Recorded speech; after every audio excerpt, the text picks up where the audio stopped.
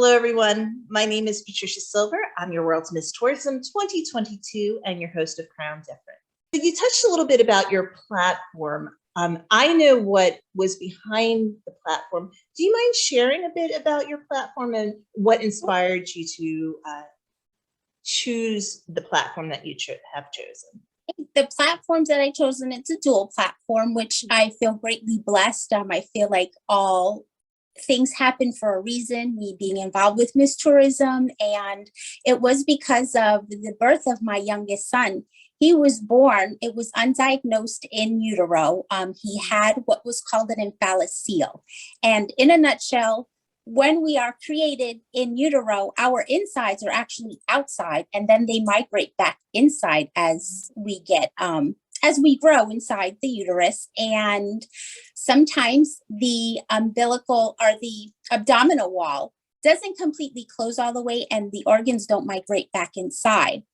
Well, his went undetected simply because it was a minor one. So it was about the size of a little bit past my pinky finger. So when he was born, they thought it was an umbilical hernia. It's not until the NICU specialist saw, and in fact, his small intestine was sticking out and he needed surgery less than a day old. God bless him. I delivered him C-section. And I had known about, certain birth defects because I worked in the medical field before, but I've never experienced, obviously, this firsthand. So this in and of itself, it's still new to me. Since then, it has been corrected. The first 3 months of his life, he was in the hospital during the pandemic. It was very trying, but he was corrected. He unfortunately did not develop that natural feeding process that all babies experience once they're outside of the mommy's belly. And he needed, from after the surgery, which he pulled through miraculously, the doctors were amazed at how quick he no longer needed the ventilator to breathe. Oh, wow. They were expecting him to be on the ventilator at least 72 hours. He was on it maybe a little over 24 hours. Oh, wow. Breathing on his own. But the problem developed when they were trying to get him to develop the natural sucking and feeding process. That didn't go well. So the first month and a half he spent in the NICU, and then the second month and a half of his life, he went to an intensive feeding hospital, which was amazing. I love them all. And unfortunately, they were located a little far. But by the blessings of the Ronald McDonald House, we stayed there. We were able to be taken in and stay just 2 blocks away instead of 2 hours away. Oh, wow. My hat goes off to them, and every now and then you'll see me asking for the pop tabs. That's money on a McDonald House, but we can get that a little bit later. And when he was being cared for in the NICU, he was diagnosed with also supraventricular tachycardia. And that basically is that his heart works harder because it produces an extra electric pulse that makes it beat. And his chambers don't fill up quite all the way with blood. So instead of the regular lub-dub, where it gives us the opportunity to fill our hearts and then our hearts empty out, he has an extra one in between that lub-dub. So the blood doesn't completely fill. So his heart works harder to circulate the blood. And he takes blood pressure medication. And we have to be careful with that simply because should he not need it and is accidentally given it, his heart rate can stop. But if his blood pressure is misread and he does need it and doesn't get it, he can have a heart attack.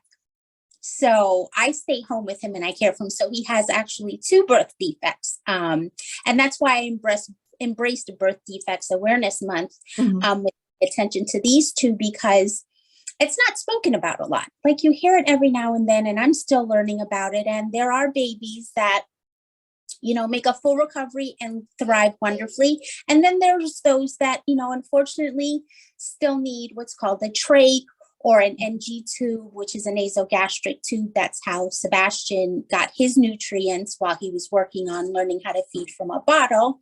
And then there's ones that, unfortunately go on to the next path of life that, all parents are not, you don't want to do that. But again, it's up to the baby if they want to stand or not. So he pulled through. He had a great team. He really did. And I This remember was you going through all this.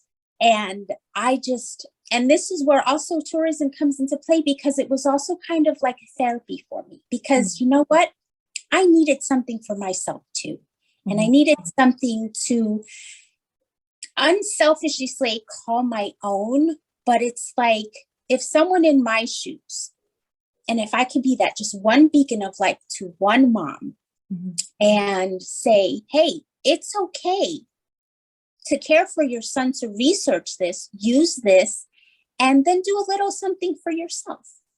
Yes. You know, there's no harm in that. And I know a lot, and I felt this with my two older kids, where I felt the parent guilt, where if I wanted to do something on my own, I feel like I was the most selfish person in the world. But this actually, it helped me, because then I learned more about it and I could use this as a platform, which is great. So that's the first part of my platform. So my platform is only about 1.5 years old. I'm still learning about both conditions. And then the second part of my platform, it used to be, and still kind of is, kind of like hush, hush, taboo, sweep it under the rug, is infancy and pregnancy loss. I suffered a grand total of 6 miscarriages. And the last 2 miscarriages, I bled a lot. One of them, I needed a blood transfusion. And then the second one actually was most recently, when I had the honor of representing Miss United States. I actually miscarried while still having this title. And I ended up having to go back to the hospital. I just moved to Pennsylvania, and it's not a topic that's talked a lot about, unless, and I'm not creating any type of saying anyone's story is less than anyone else's, but it only brings light when a celebrity goes through it. Right. After the celebrity goes through it, it kind of wanes. It falls to the wayside. And the statistics are alarming. It's 1 in 4 women. So for something to have a statistic like that and not really be, I don't want to say like recognized to glorify it, but just recognized and socially accepted and talked about, it's kind of alarming. It really, really is. But not only do I want to shed light on that for the mom's sake, because there are words out there that, oh, we'll get over it. Oh, you didn't carry it to term. Oh, it was early. A life is still a life. Right. No matter what, even from the first moment you feel that, nauseousness and everything, a bond is created. Right. So to just bring awareness to be a little bit more sympathetic and not so jaded, or it was early. It's okay. You can try again, because the feeling of now wanting to become pregnant again and going through a miscarriage, you kind of lose that joy, not out of being bitter or angry, but you're scared because you're like, oh my goodness, am I going to carry to term? These are things that are not really discussed. And also not only the women, but really what support group out there for the dads to be are, because you themselves do feel this loss. And it's like a double weight on their shoulders, where they have to be strong for their partner, but only have to be strong for themselves too. It's like, no, you should be allowed to mourn and grieve and cry.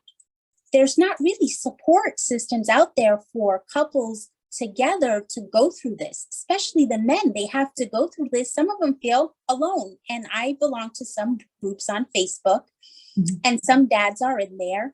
And every now and then they'll pop, up, and they'll make a posting, and they will say it's hard, because they have to have this strong persona and not be allowed to grieve because the life didn't make it on this earth physically. No, it's horrible. And, it's tough. My pregnancy, should have it been carried out, I would have been throughout I would have been due April. Oh, wow. So it coming up, yes, I do cry. I do get emotional. And it does hurt when I see pregnancy announcements. A part of me not feels bitter, but it's like, that could have been me, or that should have been me. But I take those feelings and I use it to celebrate whoever is having me. I don't go on Facebook and do a rant up.